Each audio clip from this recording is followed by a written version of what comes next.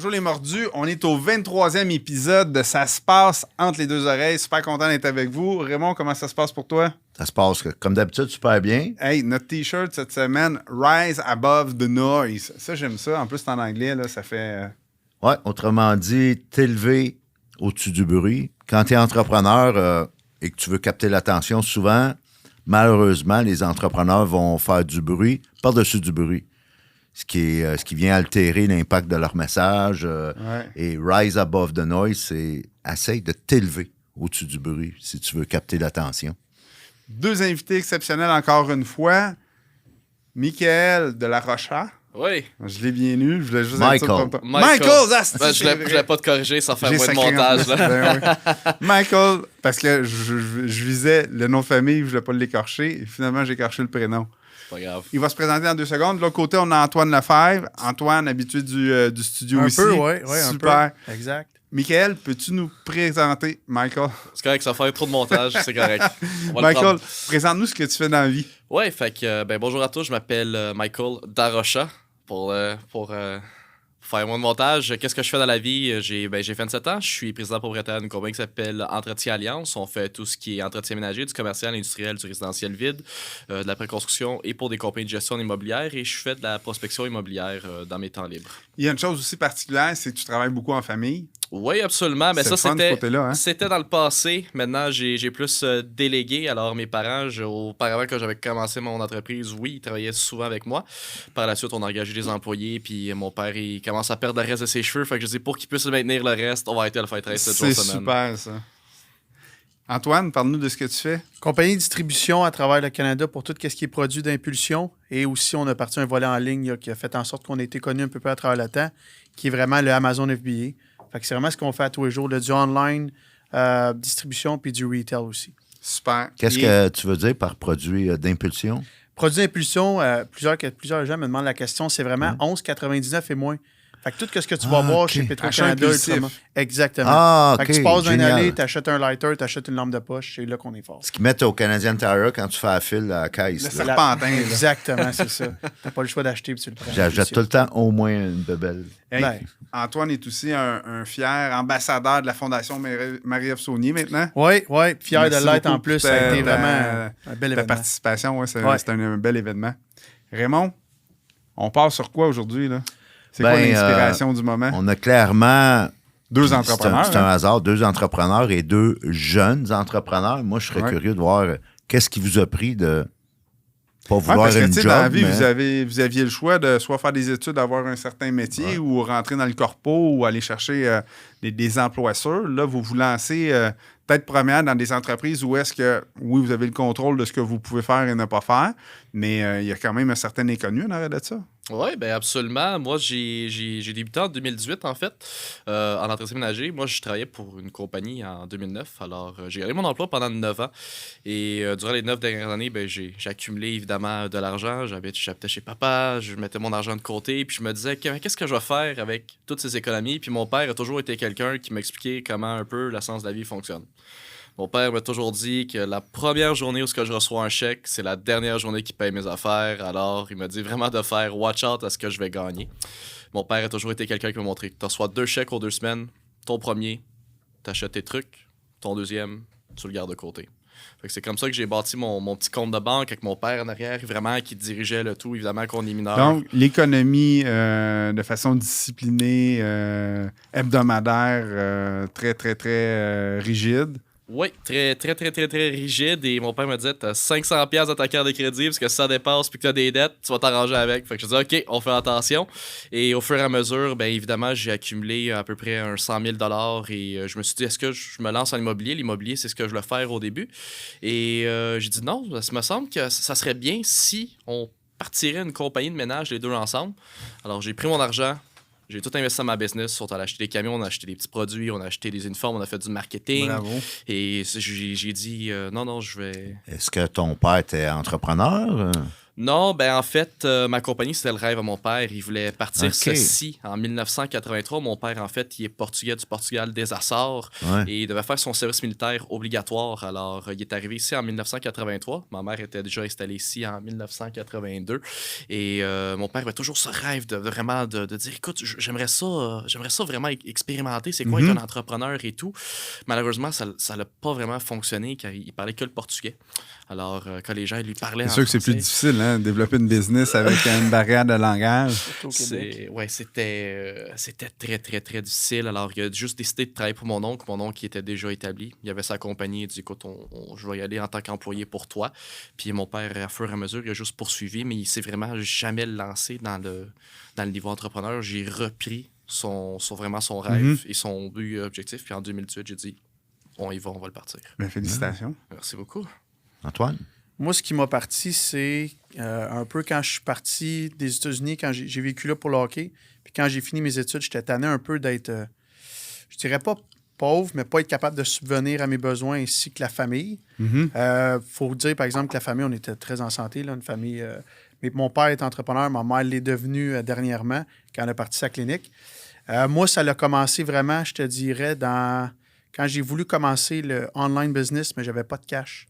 Fait que ce que j'ai fait, c'était cogner aux portes, prêteur privé, fonds d'investissement, que je connaissais des contacts un peu. Finalement, ça a été plus rough que je pensais. Puis finalement, on a fait un partenariat avec A1 Import, qui est maintenant la compagnie auquel on fait un plan de relève pour racheter les 2 actionnaires. OK. C'est comme ça qu'on est parti, puis ça a été pas mal, je dirais, mes 2 mentors qui m'ont aidé à comprendre un peu le type de business, puis comment vulgariser aussi les mots dans ce domaine-là. Fait que c'est ça qui m'a forgé pour m'amener jusqu'à aujourd'hui puis commencer un plan de relève sur 10 ans. Hey, les 2 mentors, je trouve ça le fun. Hein? Ouais. Parce que déjà, tu as l'idée géniale de dire ben ça prend des gens qui vont nous coacher, nous mentorer à travers ça. Plan de relève, hey, moi, quand j'étais en bas de 30 ans, un plan de relève, je savais pas c'était quoi. Un plan de relève, c'était après le Fuzzy le samedi matin. Ouais. Mais ouais, ça a commencé comme ça. Puis le plan de relève, c'était d'amener quelqu'un qui avait des connaissances au-dessus des miennes. Parce que je me pensais coq, tout savoir. Mais bien évidemment, je connaissais pas mal rien. Ouais. On Qu'est-ce connaît que- tout jusqu'à temps qu'on se Ouais. rende compte qu'on connaît rien. Qu'est-ce que vous avez appris, les boys? C'est que là, votre voyage entrepreneurial a commencé par un désir de changer votre vie, de passer à un autre niveau. On s'entend que, puis même moi, à 60 ans, j'apprends encore. Quand, depuis, donc, ça fait une couple d'années, chacun, là, que vous êtes en affaires, que vous êtes en business, qu'est-ce que vous avez appris que vous n'aviez pas vu venir, là? Si je peux me permettre, ben, en 2018, j'avais bâti Colma Business, que j'avais pas vu venir, évidemment, c'était la pandémie. La fameuse pandémie. Oui. Qu'est-ce que tu as appris de ça? Qu'est-ce que j'ai appris de ça, c'est que ça fait très mal de chuter. Ouais. Parce que j'étais en train de bâtir, puis que là, ça commençait à vraiment aller bien. On explorait beaucoup le milieu des garderies. Fait que je voulais commencer tranquillement, pas vite. J'étais le seul employé. Je me suis dit, on va pas aller super vite. Je commençais à les garderies, je commençais à en avoir de plus en plus. Puis après ça, quand la pandémie est arrivée, ben, le gouvernement a chuté tout ce qui était commercial.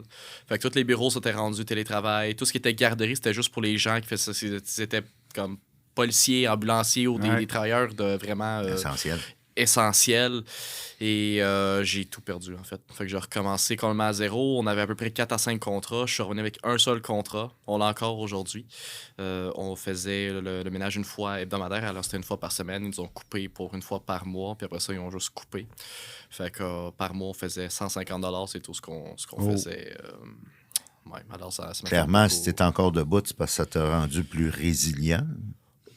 Je crois que quand on est dans une espèce de situation comme ça, c'est là qu'on trouve des stratégies. C'est là qu'on commence un peu à paniquer parce que là, on Et voit on un peu... devient créatif. Le cerveau arrive, puis là, il embarque, là, il voit la panique qui arrive, puis comme, oh mon Dieu, on fait plus l'argent comme on faisait auparavant, qu'est-ce qu'on fait?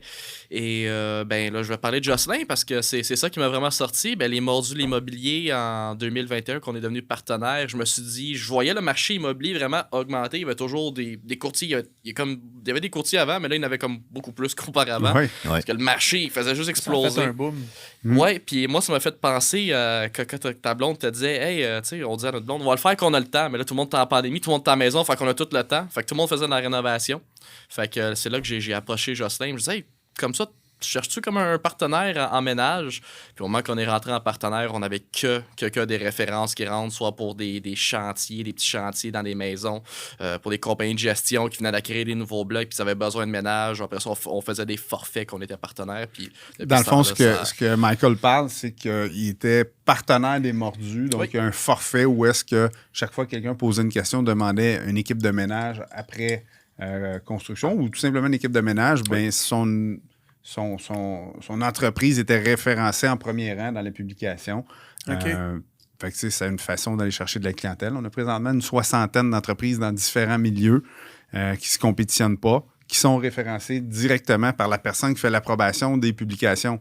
Donc, pour être certain d'avoir des publications de qualité, il y a toujours quelqu'un qui le lit avant qu'il soit approuvé sur le fil d'actualité. Une fois qu'il est approuvé sur le fil d'actualité, bien là, Entretien Alliance va être tagué, Michael va être tagué, et on va dire, bien, c'est notre personne de confiance, certifiée Mordu, en ce qui a trait au contrat d'entretien. Donc, il y a des avocats là-dessus, il y a des notaires, il y a des comptables, il y a des gens de construction. Donc, on en a une 60aine au total. Ah, nice. Publicité en même temps. Oui, non, c'est bon, j'aime ça. Oh! Ouais. On a Justement, avant d'aller à Antoine pour la même question, Ouais. c'est quand même un drôle de hasard que la compagnie s'appelle Entretien Alliance, parce que qu'est-ce qui t'a sorti du trou? C'est une alliance. Oui, effectivement. Ouais. J'attends Ah, mon c'est contrat vrai, de mariage, Jocelyn. Ah, c'est bon, ça. Parce que t'as beau être le plus intelligent au monde pour avoir la meilleure idée au monde pour un projet d'affaires ou une compagnie, passer au prochain niveau va impliquer des alliances, Oui, va impliquer d'autres personnes, va impliquer des collaborations. Mhm. Puis on a la preuve avec ce qui t'est arrivé que c'est ça qui t'a permis de survivre, puis après ça, de te sortir la tête de l'eau. Oui, Exact. absolument, absolument. Antoine?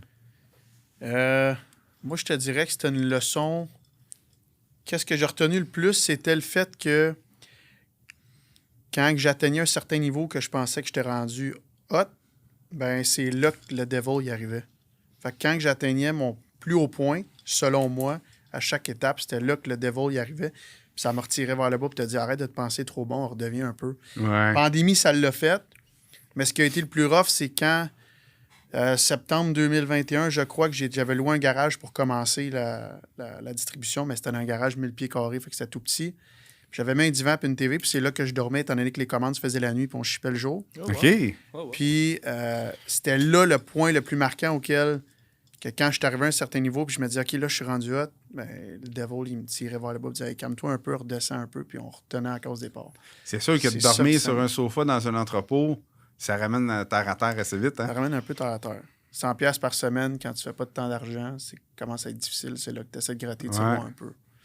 Fait que je pense que c'est un point auquel une partie de toi reste humble par après, peu importe le succès qui Ouais. m'est arrivé. Là. Puis l'humilité, c'est tellement important. Hein? Parce que, tu sais, t'as beau être successful, pourquoi je suis pas capable de le dire en français, je suis même pas bilingue. Avoir du succès. Avoir du succès tant que tu veux. Ouais. Tu sais, gros succès. Si t'as aucune humilité puis tu te prends pour un autre, tu vas te ramasser tout seul pareil. Là. Fait que, tu sais, l'humilité est vraiment, vraiment importante pour justement tes connexions, tes Ouais. relations d'affaires, gérer les gens autour de toi, avoir des gens, des ambassadeurs. Tu sais, moi, dans la vie, chaque contact que je fais comme si c'était une vente à un nouvel ambassadeur pour ma marque, pour ma personne, pour mon branding. Fait que, tu sais, quand je rencontre quelqu'un, ça me sert à quoi d'être pédant, puis d'être hautain, puis d'avoir aucune humilité. Rien pour L'humilité est super importante, puis de m'intéresser à l'autre Ouais. personne, puis de m'assurer que cette personne-là se sent bien à ma présence. C'est comme ça qu'il va devenir mon ambassadeur. C'est pas en essayant d'y montrer que je suis meilleur que lui. Oui. Puis il y a des gens qui comprennent du tout ça. De toute façon, l'humilité te rend plus humain et on est à l'ère, même dans le monde de l'entrepreneuriat, dans le monde des affaires, dans le monde corporatif, on est à l'ère de l'humain. Tu as juste à regarder un réseau social comme LinkedIn. Il y a pas très longtemps, c'était juste comme des annonces d'emploi, c'était juste des promotions, c'était juste...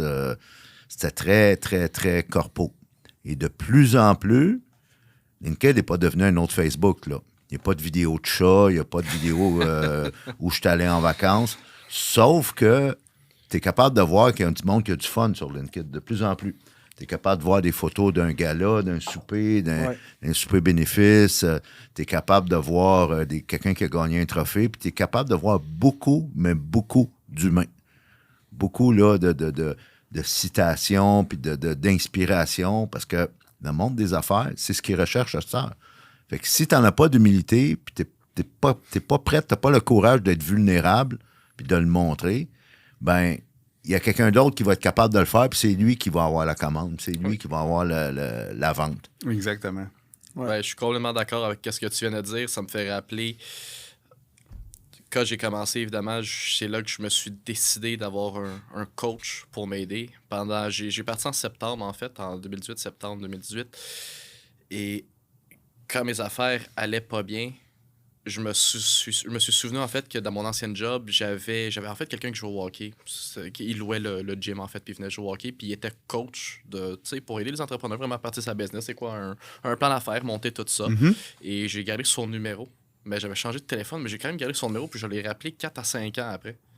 Puis quand je l'ai appelé, il s'est souvenu de moi directement, parce que je l'avais dit « Hey, je voudrais partir un jour en business, puis je voudrais juste savoir un peu comment ça marche. » Puis il a dit « Écoute, garde mon numéro, quand tu vas être prêt, appelle-moi. » Puis je l'ai appelé 5 ans après. Puis là, j'étais dans le trou total. Je venais tout juste de mettre tout mon argent. Je faisais pas une scène. Puis je l'ai appelé, il s'appelle Dominique Pressouti. Oui, tu connais. Oui, tu connais, c'est vrai. Ben oui. Je l'avais fait présenter Ben une oui, fois. ben oui. Puis je l'ai appelé, puis là, j'ai dit, écoute, Dominique, je suis vraiment dans le pétrin. Là. Je fais comme. Théoriquement, je suis pauvre. Peux-tu m'aider? Puis je l'ai appelé, puis il me disait, passe chez nous demain, 11h. Ça faisait 5 ans, je l'avais pas vu pantoute. Je m'en souviens qu'il y a une petite barbichette, puis il avait toujours ses cheveux coupés. C'est la seule chose que je me souvenais. Je débarque chez lui le lendemain, puis il m'a fait passer un espèce de. Questionnaire. Du questionnaire, puis tu sais. Comment je vais ma business, dans 5 ans, comment je vais ma business, dans les prochaines années, c'est quoi mes pleins objectifs. Je me suis assis avec lui, puis il m'a appris à vendre. Puis moi, je suis la personne qui déteste le cold call. Moi, t'appeler pour te vendre mes services, c'est « Bonjour, t'as-tu besoin de ménage? » Non, OK, ciao. Puis je raccrochais. Puis moi, quand c'était négatif, je me posais pas plus de questions. Fallait que tu ailles au volume solide. Ah, c'était... Qu'est-ce qui a évolué à ce niveau-là? Dominique, il m'a beaucoup appris à travailler sous ma négativité. Quand les gens me disaient non, je suis quelqu'un de rancunier dans la vie. Puis quand quelqu'un me dit non, ah ouais, tu veux pas, ben regarde. Tu prenais mal le non. Je prenais mal le non. Il m'a appris à vendre. Il m'a appris vraiment à dire, écoute, quand quelqu'un dit non, va dans cette section-là, dis pourquoi il veut. C'est quoi la raison que tu veux pas vendre. Puis là, j'ai dit, écoute, c'est une question que moi je pose jamais, je vais juste lui dire.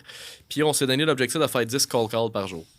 Ouais, je dis, OK. Ça a l'air de rien, mais c'est beaucoup 10 cold calls par jour. C'est rough. C'est vraiment C'est rough. décourageant, du cold call. C'est très C'est la décourageant. discipline de le faire tout le temps. Là. Dirais-tu, Michael, que tu t'es désensibilisé à un moment donné, que tu es devenu une certaine forme insensible au non, que ça t'affectait moins? En fait, je suis plus sorti de ma zone de confort. Parce que ma zone de confort à moi, c'était tu me dis non, on arrête là, je t'appelle plus. Ma zone, sortir de ça, c'était vraiment de trouver le positif. Puis c'est ça qui m'a fait travailler. Ça m'a fait beaucoup travailler mon pitch. Je faisais 10 cold calls par jour. Auparavant, j'en closais peut-être 1, si j'étais chanceux. Sur ma première journée que j'ai appris avec lui, on a closé 6 garderies. Wow. Ma première journée.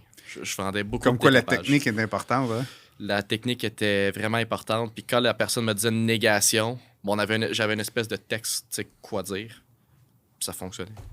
Ça fonctionnait. Puis je me suis mis à commencer. J'ai appelé mon père. Le premier contrat j'ai découvert une galerie où on a décapé puis ciré des planchers. J'avais chargé, je pense, 1500 en 2000. J'appelle mon père. Je dis, hey, j'ai closé mon premier 2000. Là. Et mon père dit, ben non. Je fais ça par mois. C'est impossible que toi, tu vas faire ça. Je dis, non, je te jure. Ils nous ont dit, oui, c'est signé. Tout est beau. Il a dit, ah ouais? Montre-moi le contrat arrivé à la maison. Moi, c'est encore feuille papier. Puis j'ai montré. Je dis, ben non, t'as signé pour 2000. On était super contents. On est allé faire la job cette fin de semaine. Puis on s'est fait vraiment payer le 2000. Il a dit, bon, ben écoute, ça a de l'air de fonctionner. Là, il faut en faire une toutes les semaines. C'est exact. Il faut rouler la machine. Tu utilises ça. Est-ce que tu es encore avec ton coach? Oui, on se rencontre de temps en temps, on va manger. Il me pose souvent des questions. Puis j'aime ça parce qu'il me challenge sur des questions. C'est des questions que pas tout le monde te pose. Tu sais, on dit toujours, hey, ça va-tu bien tes affaires? Ou, ça, on dit toujours oui. Hein? On dit toujours oui. Peu importe c'est quoi. Peu importe, ça va bien, ça va pas bien. Moi, en tout cas, je dis toujours oui à la grande majorité des gens. Ouais. Par contre, avec Raymond, souvent, je vais m'ouvrir. Comment ça va, Jocelyn? Top shape. Top shape. Pas avec un T, avec un P. Top shape. et là, je vais dire, mais tu sais, je vais modérer après ça en disant, par contre, il y a ça, là, que overwhelm. On le disait plus tôt. Là. Mais est-ce qu'on est d'accord que la question que lui-même ment le plus, c'est directement la première qu'on dit, salut, ça va? On dit toujours oui. On dit toujours oui, parce qu'on a peur de dire dépend. nos problèmes. Ça dépend, parce que si tu connais ton public en avant de toi, ta personne en avant de toi, je suis porté à dire que je vais dire non. OK. Mais vu que c'est la première fois que je te rencontre aujourd'hui, je t'aurais dit oui. Ouais. Mais encore là, moi, je trouve qu'il y a beaucoup trop de popé. Non, Comment ça va popé? Comment ça va correct? Comment ça... Je pense qu'il y en a trop. On va revenir un peu avant de... Parce que là, il y en a eu des On fait un pépites petit d'or. là. back-forward. Michael, est-ce que il doit en avoir quand même qui te disent juste non, puis c'est un vrai non, puis il n'y a pas d'autre, malgré ton script, malgré tes arguments, malgré, comment dire, l'unicité de ton bon service? Il y en a que ça doit être juste non. Oui, absolument. Ce Et- qu'on fait, c'est des suivis après ça, peut-être une fois par mois. Est-ce que tu dirais que ça t'affecte moins maintenant? Ça m'affecte moins parce que rendu au point où je suis rendu avec une business qui est complètement... J'ai tout planifié ma business. Tout est vraiment super bien placé. Maintenant, j'ai des employés formidables, ce Alors, que j'avais pas. Ce qui fait que les non t'affectent moins, c'est que tu as développé une certaine prestance que tu n'as plus besoin pour vivre, pour payer tes employés, puis pour Oui. prospérer. Tu n'as plus besoin que tout le monde te dise oui. Absolument. Ben, évidemment, on essaie d'avoir le plus de contrats possible. Je Ouais. pense que c'est comme ça qu'on Ouais. build une entreprise. Ouais. Mais oui, effectivement, quand quelqu'un me dit non, ben, ils me disent « Ah, c'est trop cher. » Là, j'ai la tendance à dire « Mais j'ai des clients qui payent plus cher, malheureusement. Ouais. Je sais pas comment je peux plus vous aider. » Je décortique. J'essaie de lui montrer c'est quoi mes dépenses. Que les gens, quand ils engagent une compagnie d'entretien, ils comprennent pas vraiment c'est quoi la dépense de l'entrepreneur. Ils veulent juste se chercher un prix. Ouais. Mais tu désensibilises aussi, hein? Ouais. Tu sais, à Oui. force de te faire dire non, à un moment donné, il fait plus mal, le non, là. Absolument. C'est comme les gars qui font Tu du l'accueilles MMA, mieux. là. Tu sais, le premier coup de poing sur la gueule, il fait mal dans ta parouette. Puis Mais c'est quand c'est tu là... l'assumes, à un moment donné, tu roules avec, puis c'est Il y a c'est comme facile. deux pépites d'or différentes. là. La première que je veux qu'on prenne un peu de temps, c'est si tu es investisseur immobilier, que tu as à aller cogner à des portes, ou si tu es entrepreneur et que tu as à aller chercher des contrats, on peut utiliser l'image de cogner à des portes, même si ça se fait au téléphone ou de Ouais. n'importe quelle façon. Tu vas te faire dire non. Absolument. Et non est le chemin obligatoire pour avoir assez de oui pour commencer à prospérer et avoir du fun. Ouais. J'ai un site web que je suis là, de temps en temps, à l'époque où j'étais formateur dans une compagnie de marketing de réseau. Le site, c'est Go for No. Et c'était un gars que je suivais, un formateur dans cette industrie-là, que lui, quand il a commencé son projet de marketing de réseau, c'est sa blonde qui payait ses factures. Il était vraiment en banqueroute, là, en faillite. Puis vraiment, là, il couchait sur un divan, lui-ci. Puis il a dit, la stratégie qu'il s'est donnée, c'est qu'à chaque jour, je reviendrai pas à la maison tant qu'on m'a pas dit 20 fois non. OK. Ouais, ça, c'est nice. De là, le go for no. Ok, ouais. C'est que je mérite pas de revenir chez nous me reposer si on m'a pas dit 20 fois non. Le gars, aujourd'hui, est multimillionnaire, là, puis il C'est coach. sûr et des- certain des avec une top. attitude comme ça. Et tellement que vers la fin, à un moment donné, il progressait dans son défi personnel qui s'était lancé et il n'était pas capable d'avoir ses 20 non parce qu'il y avait des oui. Parce qu'il avait développé Donc là, sa le technique. oui rapportait une vente, donc il était content. Puis le non faisait, je vais retourner voir ma famille, fait qu'il était content. Fait que Ouais. d'un coup ou l'autre, il développait. C'est que là, à un moment donné, il a abandonné le défi parce qu'il est devenu bon. Exact. Puis que des noms, il y en avait encore un peu, mais ça l'affectait moins. Premièrement, il s'est désensibilisé et il a développé, sans le savoir, ses techniques. Il est devenu meilleur. Et Mais à en un même moment temps, donné- aussitôt que la peur elle tombe, tu deviens meilleur vendeur. Ouais. Parce que Tu sais, sinon, ton ça se closing va ressent. venir plus vite. Mais oui, Ça c'est se ressent. sûr que ça se ressent, t'es nerveux. T'es timide. Tu sais, quand tu as besoin de ta paye jeudi, là, tu sais, c'est ça paraît. Puis là, quand tu es entrepreneur, c'est pas jeudi, là, mais c'est ce que je veux dire, quand tu as Ouais. besoin de ce Ouais. contrat-là pour passer à la prochaine étape, c'est sûr qu'il le ressent, là, c'est sûr qu'il sent une certaine pression. Puis Ouais. quand tu te détaches de ça totalement, ça fait ton affaire, c'est bon, ça fait pas ton affaire, c'est bon aussi. Il ressent aussi que tu n'es pas dépendant de lui et que tu as d'autres options. Fait que là, il fait comme non, attends un peu, je veux pas que tu t'en ailles ailleurs, je te veux dans mon équipe, tu sais. Puis je veux revenir sur le coach de Michael, Dominique, que quand tu dis il est bon avec ses questions, Oui, ben, la plupart des bons coachs, c'est ça. absolument. Donner mon exemple, bien humblement, je coach un entrepreneur à succès qui vaut une centaine de millions. Je peux pas y montrer comment rouler sa business. T'sais, le gars est bon en finance, il est bon à développer des compagnies, il est bon dans les fusions, acquisitions, il est aimé des banquiers. Je suis pas placé pour lui dire comment rouler sa business. Mais je pense que je suis bon avec mes questions. Absolument. puis ils me payent des milliers de dollars par année. Pourquoi? Pour ça. Parce que de temps en temps, il est sur un deal, ça va pas bien au niveau communication avec un partenaire ou un potentiel client, puis là, on jase 10 minutes, puis j'ai juste une question. Ah, il dit, c'est bon, je n'avais pas pensé à ça. Merci. Mais là, tu parlais que c'était des centaines de millions de dollars. Moi, je chargerais un pourcentage à ta place. Là, au lieu que ce soit des milliers, ce serait un pourcentage des Je centaines ferais de millions. la même chose avec toi? C'est ça, on va avec l'affaire avec l'autre. Non. Changer d'idée. Good. Mais il y avait une question aussi qui m'avait Dominique m'avait dit, puis je l'ai toujours gardé, puis il m'a dit la journée où qu'on refuse d'apprendre, c'est la journée où qu'on meurt en dedans. Ouais. Il m'a dit ça dans le temps où je faisais du BNI. J'étais président d'un groupe de vente dans le temps, ça s'appelait BNI Rosemont.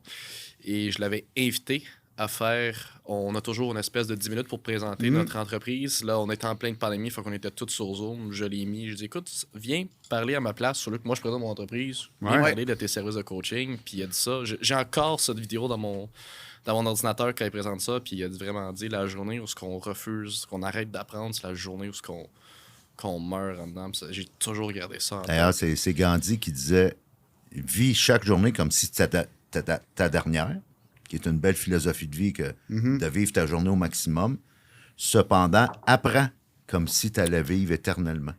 Oh, C'est très important, ça. Mais non, tant qu'à être dans les quotes, il y en a un autre, c'est ce qui arrête de grandir meurt. Ouais. Fait que, tu sais, les gens, tout ce qui est vivant, quand ça arrête de grandir, ça finit par mourir. Une plante, un animal, un humain. Ouais. Quand il arrête de grandir, à un moment donné, c'est quoi? À la vieillesse, on rapetisse un petit peu, puis on s'éteint. Antoine, toi, tu te nourris de quoi quand vient le temps de parcourir ton parcours d'entrepreneur, là, puis naviguer à travers tes journées, tes semaines, tes défis? Antoine, il aime bien le steak Angus. Qu'est-ce que je me nourris le plus? Ouais. Je te dirais que depuis 2 ans, c'est l'écoute. Avant, j'étais quelqu'un bien rouge. Mais je suis encore quelqu'un de bien rouge. Dernièrement, j'ai fait encore le test là, de personnalité. Ouais. Puis, OK, je pensais que tu voulais dire que tu étais libéral. non. Non. Fait que, étant quelqu'un de très directif, j'avais surtout une impulsion qui était quand même assez forte. Ouais. Fait que tu me posais une question, je te répondais tout de suite sans avoir pensé.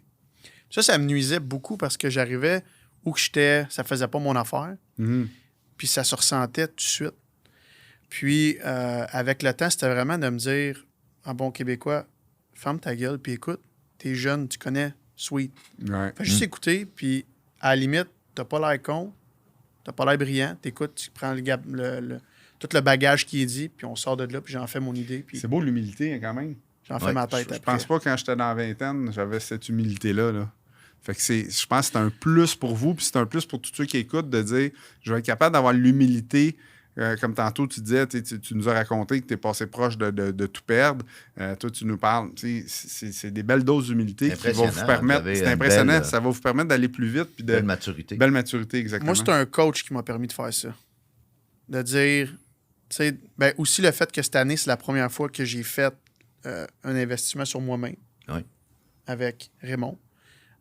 Puis c'était le plus beau cadeau que je me suis fait. Je me l'ai fait le 11 octobre. On s'est rencontrés la première fois le 11 octobre, c'était ma fête. Nice. Fait que je me l'ai fait. Pourquoi? Parce que, il y a des événements futurs qui s'en venaient dans ma vie. Puis je le sais que j'allais avoir déjà de la misère à gérer soit le stress, soit le sommeil, soit la concentration avec, ou même les frustrations avec mes partenaires. Fait que de faire ce step-là, puis d'essayer de mieux connaître ma version ou d'amener même ma version d'Antoine Lefebvre au niveau 2, c'était de faire, j'avais pas le choix de faire ce step-là, sinon je restais plein. Même à 20 ans, vous pensez que le stress peut vous paralyser? Absolument. C'est fou comment c'est puissant le stress quand on n'arrive pas à le Ah, contrôler. oublie ça. Ça peut te tuer. Le meilleur truc que je peux vous donner face au stress, c'est d'apprendre à se parler au lieu de s'écouter. Oh, j'étais encore loin, tabarouette. Je le répète, il est trop bon. Apprendre à se parler au lieu de s'écouter. Quand tu te mets à te parler, tu te mets à te raisonner, ce que tu penses. Tu contrôles tes pensées, tu contrôles ta destinée. C'est un peu, on en parle dans le livre, c'est entre les deux oreilles. Tu sais, à juste titre, comme tu dis, Joss, en communication de façon générale, puis en leadership avec vos employés, c'est important l'écoute. Mais il y a une personne que tu devrais peut-être pas écouter, c'est toi-même. Ou la petite voix dans toi, là. Tu sais, tes peurs, tes craintes, ton stress. Mais ça, à c'est 24, on important. dirait que tu ne trouves pas, cette voix-là. Elle est difficile à trouver pour vrai. En tout cas, Oui, je sais mais pas c'est pour toi, ça que je là. disais, là, Ouais. c'est plus difficile de. Tu sais pas c'est quoi ton base, tu sais pas c'est quoi ton push, où tu peux aller, tu essaies tout le temps de trouver ton juste milieu. Ouais. Puis c'est ça, je trouve, qui est difficile, c'est d'essayer de voir où est où mon juste milieu, puis à quel point je suis capable de me pousser, ou puis où je m'essouffle. Mais à force de... Moi, la bonne nouvelle que je vais te partager aujourd'hui, là, Antoine, c'est que à force d'avoir cette prise de conscience-là, comme tu as déjà à 24 ans au stade de ta vie, tu peux juste trouver les réponses. Parce que tu es en mode élever ton niveau de conscience. Là. Moi, avant de conclure, ce que j'allais dire, c'est le rendez-vous avec toi-même qui va être important. Tu sais, souvent, là, on va meubler le silence. Mais le temps que tu passes avec toi-même, à discuter avec toi-même, ça va définir la vision, la voix que tu veux avoir. Et là, tu te parles pendant ce temps-là. Tu comprends? Tes peurs, là, c'est la petite voix, ça. En plus, il m'a envoyé une photo l'autre jour par texto. Il fait ça avec un scotch maintenant. Ah ouais? Amateur de scotch, bien gros. Ouais, moi aussi, j'aime bien ça, mais Ouais, le fond des bouteilles viennent trop vite. ouais faut faire attention, là, mais Tes ouais. rendez-vous sont trop longs. Ouais, c'est ça, mes rendez-vous avec moi-même sont trop longs. Mais il y a une chose que vous avez dit, c'était de passer du temps avec toi-même. Ouais. Je sais pas vous autres, mais une des peurs qu'on peut avoir, c'est comme moi que j'ai vécu, c'était d'être tout seul, moi-même. Exemple, d'aller au chalet ou de dire hey, je vais prendre un moment et je vais m'en aller quelque part tout seul. Mais le fait d'être dans le silence tout seul fait en sorte que tu rentres dans tes pensées deep. Ouais. Ça peut faire peur. En tout cas, pour moi, Fais-les d'un café. ça, je trouve que ça peut être quand même déstabilisant. Moi, je le fais. Dans le temps, je le fais. Là, je suis bien Moi, installé mes chez tasses nous, de là. café sont petites un peu, faut que je fasse ça. Mais tu vas dans... Beaucoup de créateurs, beaucoup d'artistes vont aller travailler avec le laptop dans un café parce que ça génère... C'est que le bruit ambiant, ils se sentent pas seuls, mais en même temps, ils peuvent être dans leur bulle. Exact. Si tu as besoin du temps, des fois, planifier ta semaine ou être en mode créativité, mode solution de problème, souvent, les cafés, c'est une place idéale. Ouais, souvent, je faisais ça, moi, dans le temps qu'on avait les bureaux, une grosse équipe, tout ça. Puis là, j'avais besoin de me concentrer plus. Je vais aller travailler, pour ne pas le nommer, au Starbucks. Ouais. Puis là, tu as des petits sofas, je m'installais, puis les autres s'installaient autour, puis on se dit bonjour, mais on se dérange pas, puis on se parle pas. Puis là, en bout de ligne, mais tu rentres dans ta bulle, puis je pense que tous les bruits, ça génère une certaine créativité Effectivement. qui va te permettre là, d'être créatif dans ce que tu fais. En tout cas, TDA ou TDA. pas, je réussissais quand même à accomplir plus de tâches parce que je n'étais pas dérangé par des gens qui m'importaient vraiment. Tu sais, au bureau, je voulais être présent, puis fait que, tu sais, c'était facile d'être dérangé à travers mes affaires, mais au café, c'était plus facile. Messieurs, l'entrevue tire à sa fin déjà. Yes. Comme d'habitude, ça passe vite. Right. Si on vous donne chacun une minute là, pour dire qu'est-ce qui s'en vient pour vous dans votre vie, dans votre business, en terminant. Antoine, je te laisse briser la glace. J'ai je dirais le plus beau rêve. Un enfant qui s'en vient en avril. C'est sûr que Un c'est de petit quoi de gars. beau, ça. J'ai su la semaine passée, Quelque c'est un chose. petit gars. Bravo. Félicitations. Puis j'ai aussi le plan de relève qui commence dès la semaine prochaine Wow. pour le plan de relève de l'entreprise, puis prendre les rênes. Quelque chose qui me passionne le plus puis qui m'inspire. Et deux belles naissances pour... Deux beaux rêves, je pense, qui vont se réaliser bientôt. Un déjà fait, l'autre s'en vient.